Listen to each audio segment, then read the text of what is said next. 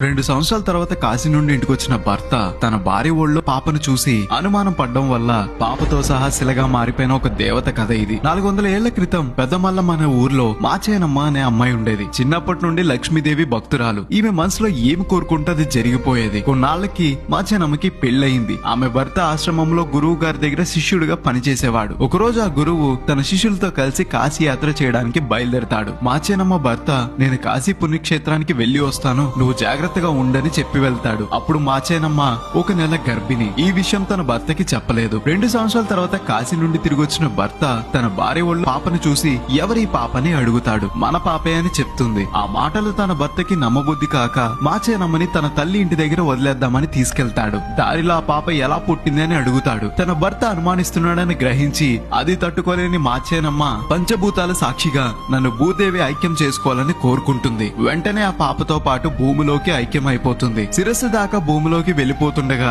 తన భర్త చూస్తాడు. ఎలా కాపాడాలో తెలియక జుట్టు పట్టుకుని లాగుతాడు. జుట్టు చేతిలోకి వస్తుంది.